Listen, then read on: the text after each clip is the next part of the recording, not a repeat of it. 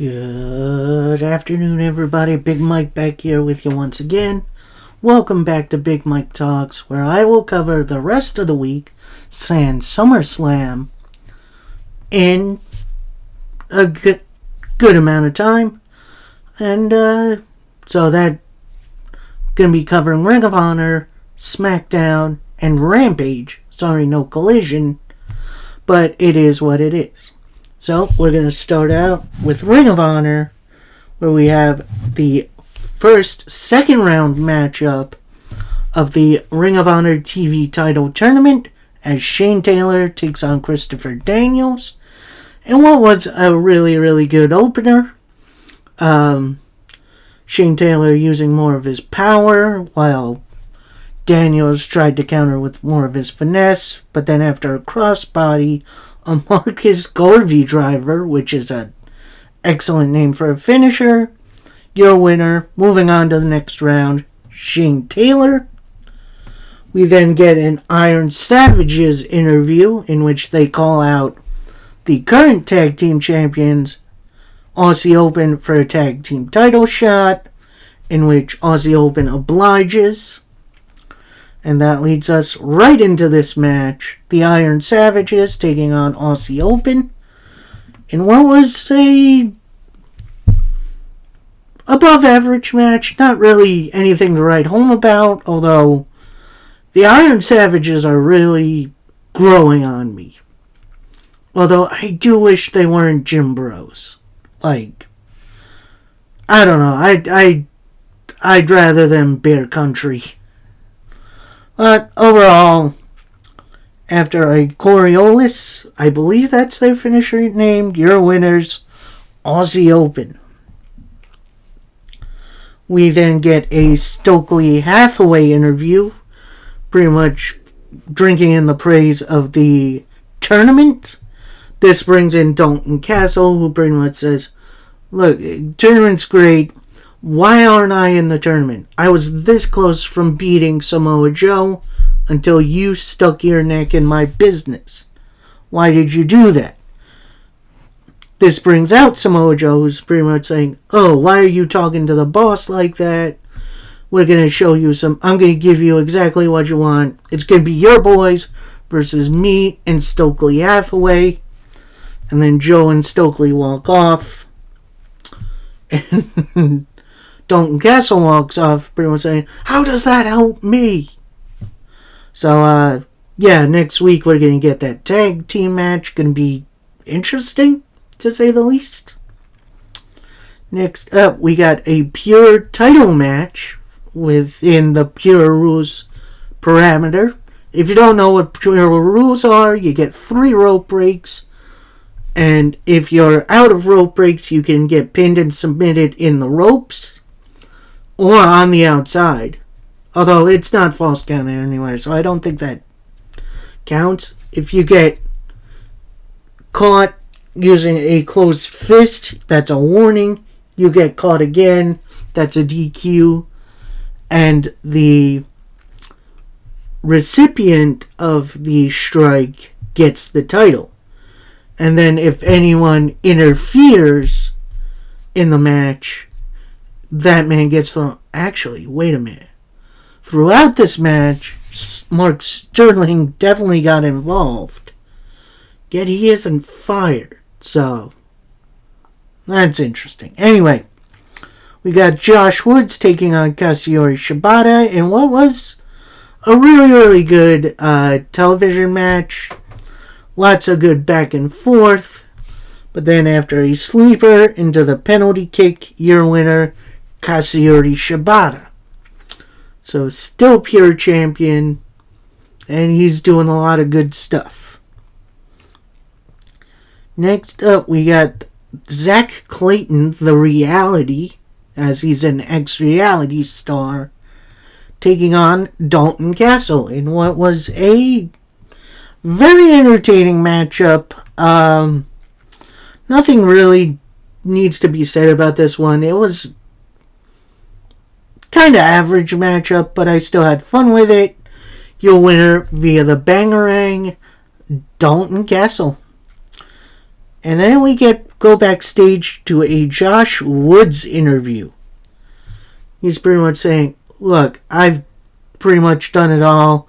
I'm a great collegiate athlete. I'm an ex-pure champion.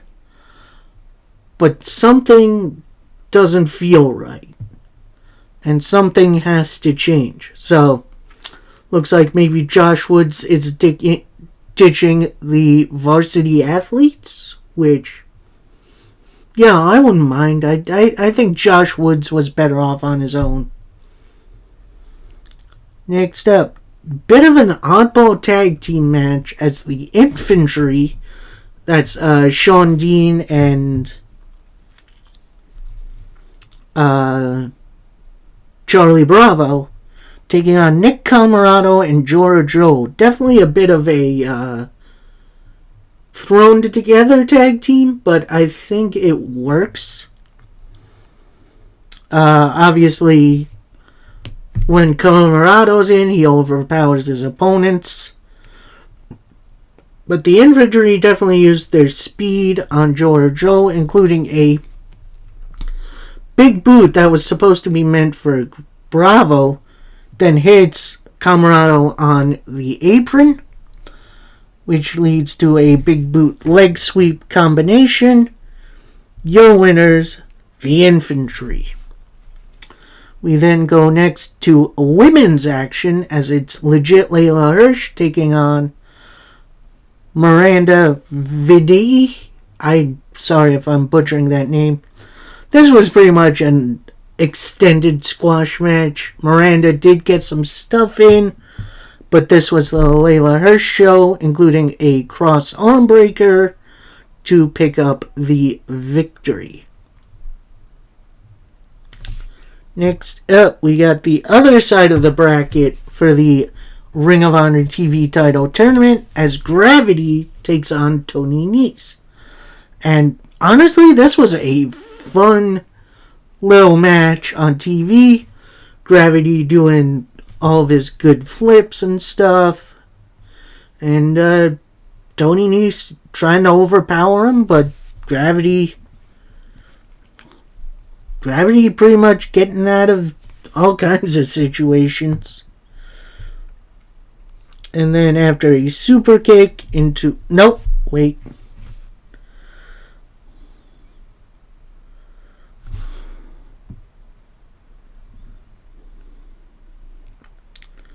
And then after a powerbomb into a big splash, your winner, Gravity. So he's moving on to the next round to take on Shane Taylor. Good luck, Gravity. Next up, we got the women's title on the line as Diamante challenges Athena. And this was a good dang match. A lot of good back and forth between the two. Kind of near the end, Athena goes for the O-face, but that gets blocked. And then after a super kick into the roll-up, your winner, Athena. Now, it does look like Athena is going for the post-match attack, but instead lets Diamante go and walks off. We then get tag team action players as the Gates of Agony, that's 2/3 of the six-man tag team champions, take on the boys. That's Dalton Castle's boys. And this was a nice, powerhouse group versus speed group. And yeah, it really worked. But after an open the gates finish, your winners, the Gates of Agony. We then get a Diamante interview in which she starts to talk about Athena. Athena then walks up.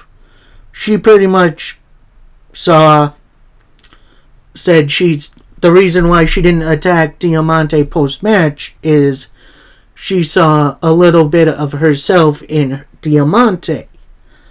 And while I do respect you, you're still a porcelain doll, and you need to work on yourself before you come challenge me again. Which, nice short and sweet promo to build up a future rivalry. Next up, bit of an oddball match as Cole Carter takes on LSG. This is LSG's first time on Tony Khan's Honor Club, and Cole Carter's kind of a regular now. This was a decent back and forth, but ultimately, after a power slam, your winner, Cole Carter. So, bit of an extended squash, but whatever. Next up, we got Robin Renegade taking on Christina Marie in what was a decent little matchup. Nothing really screams greatness in this match. However, Robin Renegade winning with the abdominal stretch, which I haven't seen that in a while, so give her a big thumbs up for that.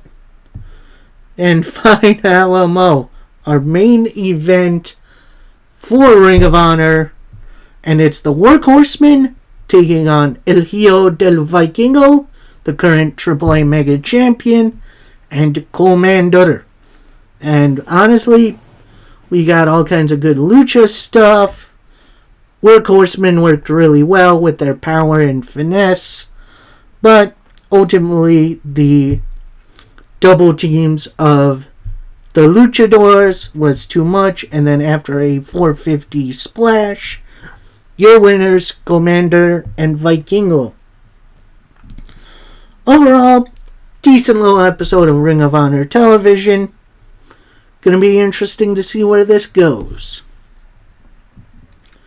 And next up, we have SmackDown. And we start off with LA Knight. Yeah. Which he opens up with a promo, pretty much running down all of his opponents for the SummerSlam Battle Royal, which we'll get to in my SummerSlam review.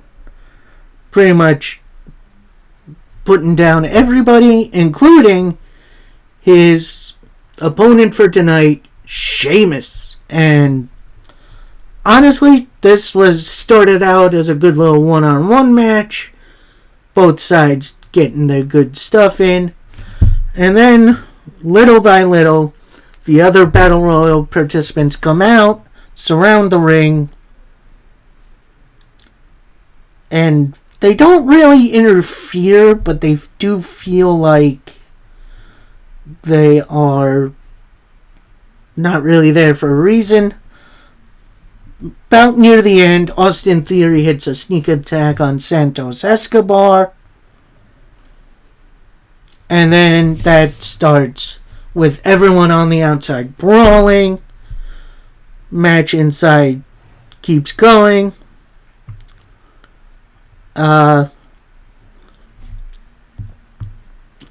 Sheamus goes for a bro kick, instead hits the Miz. LA Knight hits the BFT for the victory.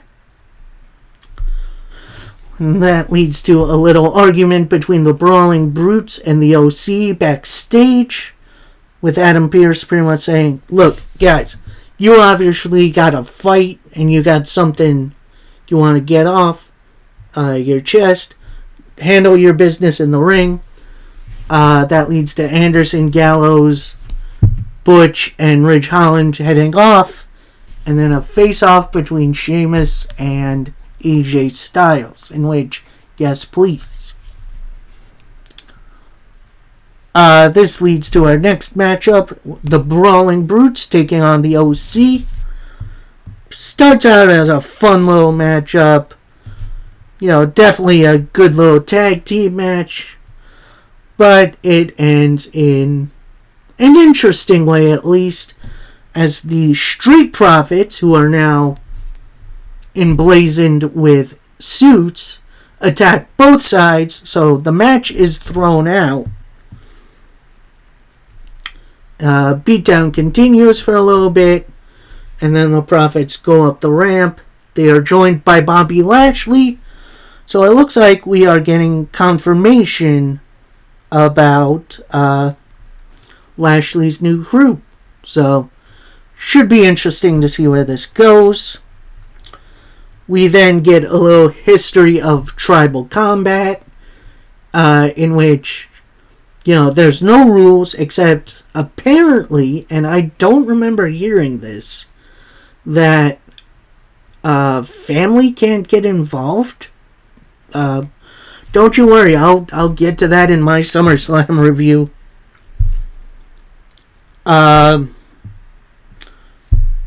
And we get some nice visuals with the Paul Heyman voiceover, including a bit of an over-characterization from the elder members of the Bloodline. Rikishi, Alpha, Sika, whoever else. But overall, nice little segment, which actually ends with Jey Uso coming out.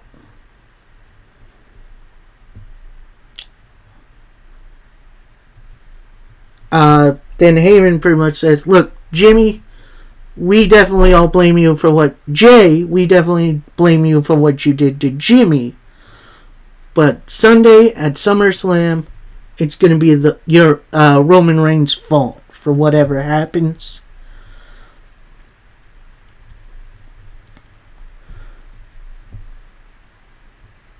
Then we get a nice little vignette of the Bloodline feud.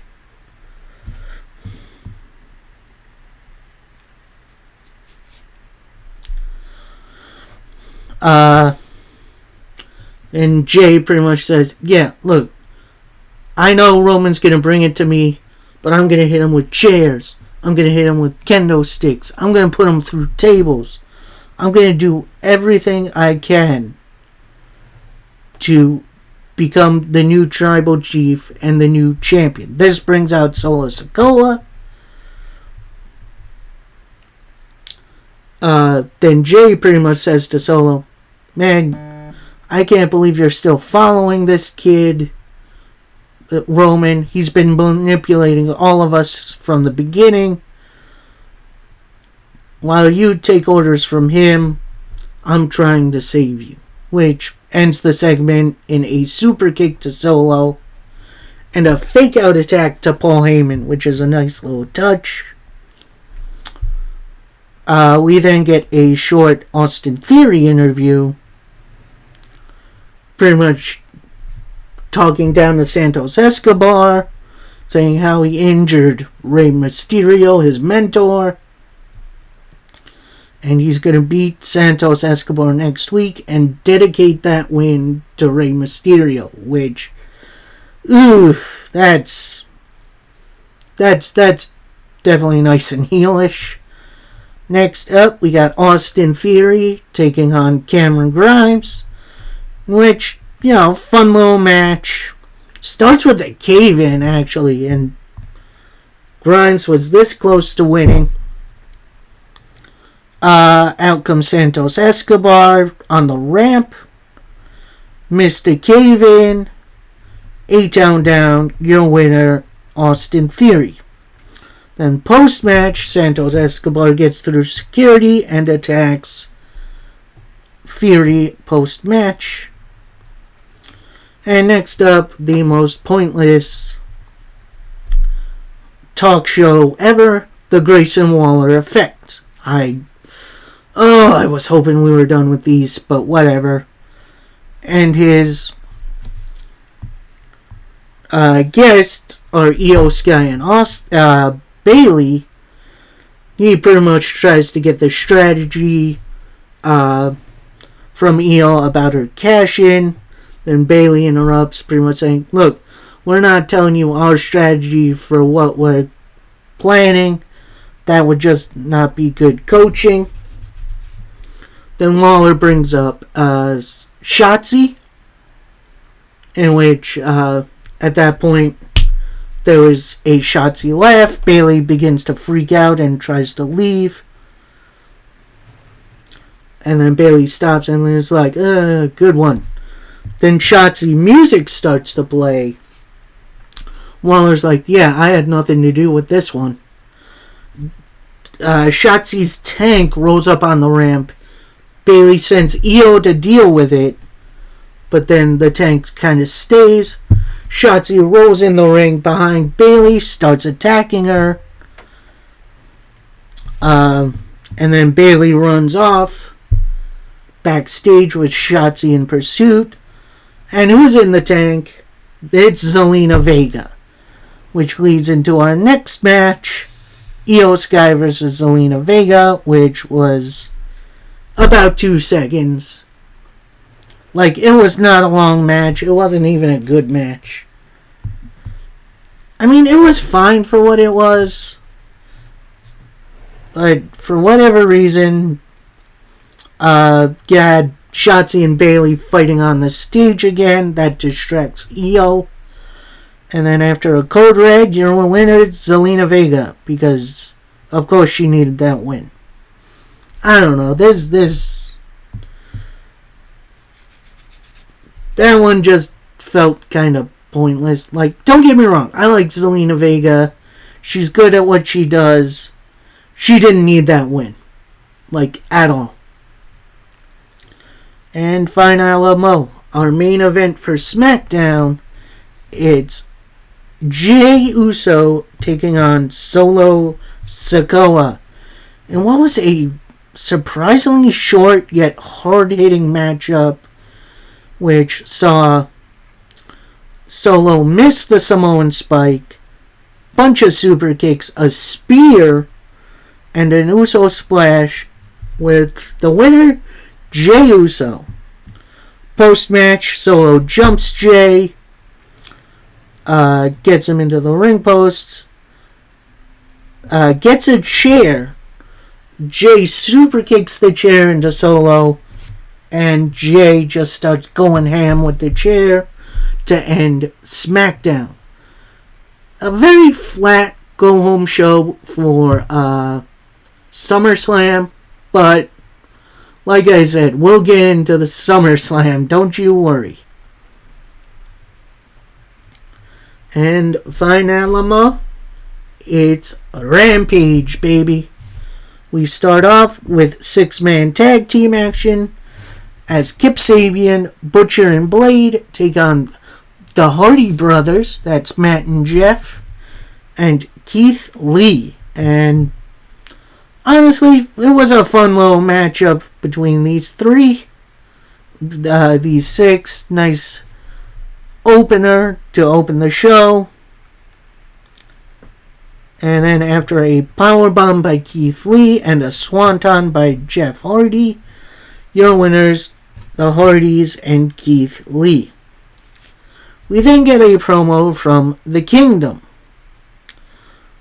Pretty much going over their history with Adam Cole, considering Adam Cole was in The Kingdom in the original Ring of Honor.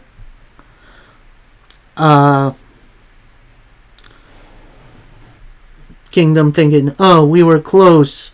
Cole was the best man at our wedding, etc., etc. Then they bring up Cole always forgets his mates. And it's still continuing with Strong. So, I don't know if we're going to see the Kingdom feud with MJF and Cole. I think that would be interesting.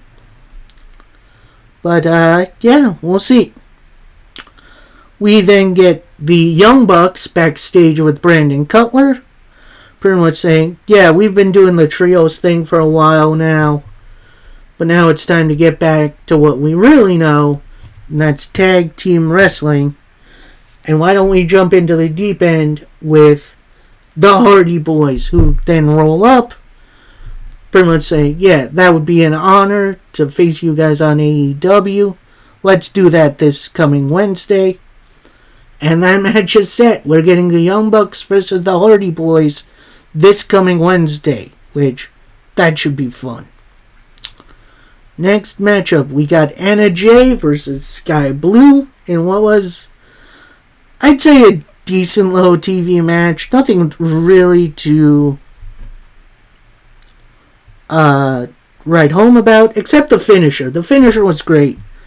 Sky Blue goes for Skyfall. That gets Anna Jay hangs up into the top rope, so that misses.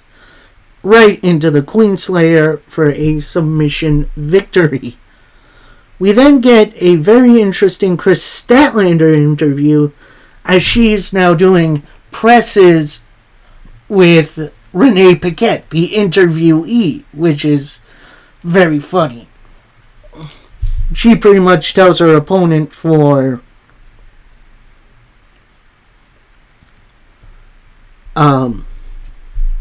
who the heck was it? I'm sorry, I forget who attacked her with the belt last week. Oh, it was Mercedes Martinez. That's who it was. Pretty much saying, yeah, you attacked me, but now I'm ready for you.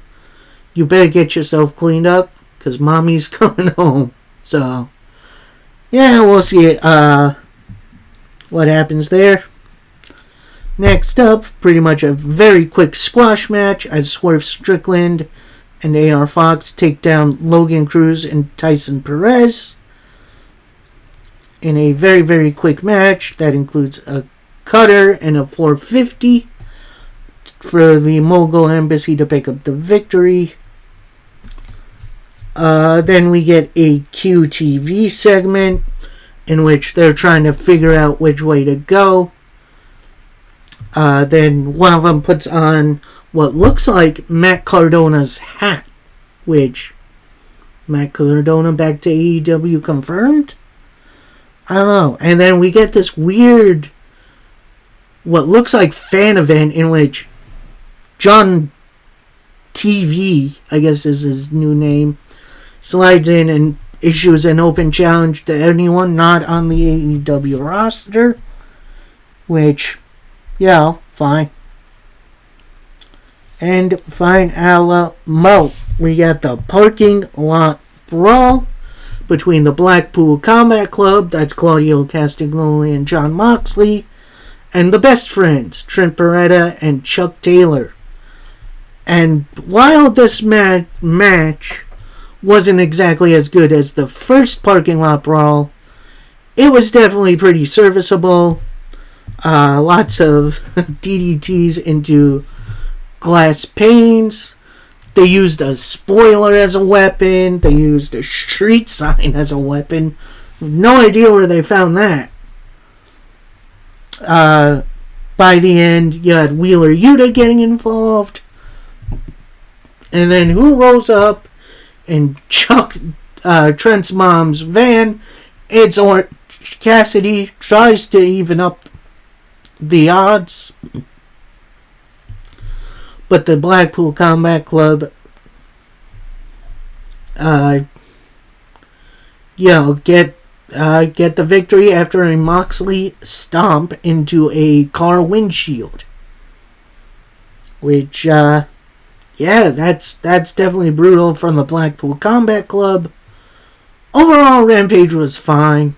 Like, as much as I like the parking lot brawl, overall, Rampage just isn't must-see anymore. Sorry, AEW. Alright, that is it from me. I hope you all enjoyed.